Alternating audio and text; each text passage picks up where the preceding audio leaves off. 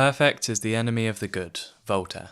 Before I saw this quote, I believed I wasn't a perfectionist, but that was when I was in a job I didn't care enough about, so I was fine cruising by and giving the minimum.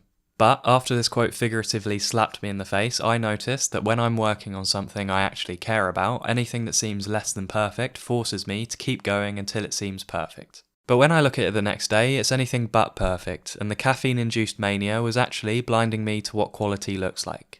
After the fact, I realised that my harsh expectations made me disregard the beauty that was right in front of my eyes, and that real quality actually comes from a calm environment where there's space for good ideas to reveal themselves naturally, not when I'm suffocating them inside a bubble of stress. Instead of taking this as a lesson for next time, I'm back on the mindless grind again like normal, until I eventually burn myself out with the impossible aim of perfection being too daunting to even try, and so I sit in my beanbag chair and play games instead.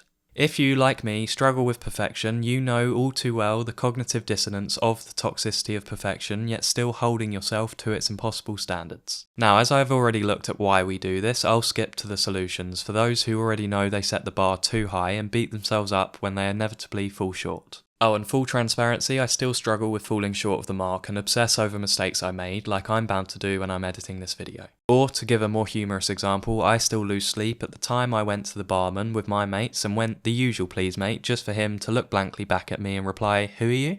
Ooh, even saying that out loud makes me want to crawl inside myself. Anyway, less about my social fumbles, let's get to it. Oh, and stay to the end as I'll also show you how you can view perfection in a healthy way. Don't expect perfection. When perfection is clouding our minds, the writer and psychologist Steve Peters suggests adopting a new attitude. Do the work consistently without stress. As long as we consistently show up, perfection doesn't matter.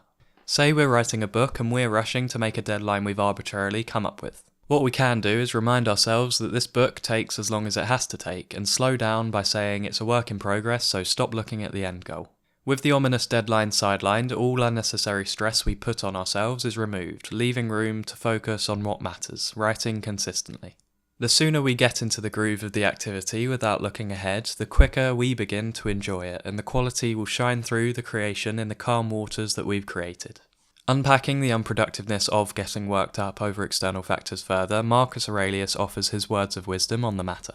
If you're distressed by anything external, the pain is not due to the thing itself, but to your own estimate of it, and this you have the power to revoke at any moment. So, focus on the activity in itself and drop any expectations, as they'll only serve to disappoint and confuse you. When we're in the moment not thinking about any expectations, we produce quality as we're fully focused, allowing solutions to come naturally to us. Also, sometimes it's best to take a break and reset if we're stressing over the activity, whatever it is, work-related or a personal hobby. In my experience as an amateur writer, when I step outside the unproductive stress bubble that expectation encloses me in, creativity and ideas flow more easily, and relaxation is far more conducive to a productive and healthy mind. Embrace unpredictability, be happy.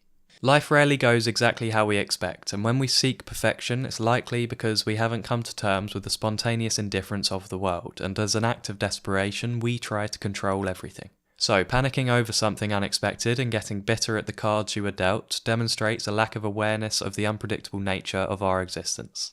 If you yell at the world, "Why me?" you're wasting energy trying to control the uncontrollable.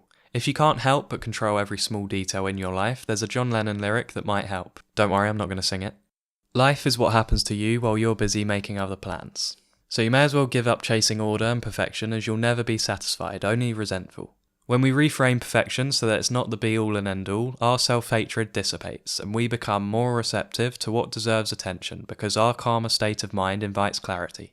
As the absurdist French writer Albert Camus puts it, "For the first time I laid my heart open to the benign indifference of the universe. To feel it so like myself, indeed so brotherly, made me realise that I'd been happy, and that I was happy still."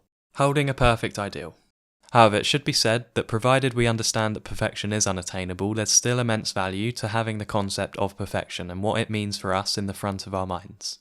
As long as we don't expect perfection, holding the unattainable nature of perfection in the distance makes it a tangible concept to strive for that can calibrate us to seek the highest good. It can be embodied in any figure that you see as holding virtuous values, from Jesus to a footballer that displays loyalty, or even your future self that doesn't exist yet.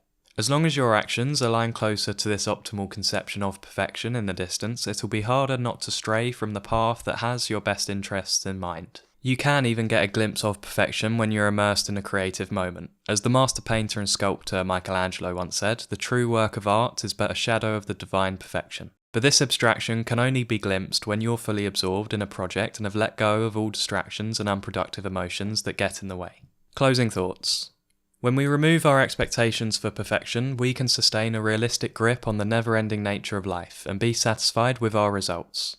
If we combine this understanding with the acceptance and embracing of the unpredictability of life, we'll be equipped to overcome any feelings of inadequacy and produce imperfect quality everywhere we go, in a calm state of happiness and appreciation of the universe. Thanks for watching.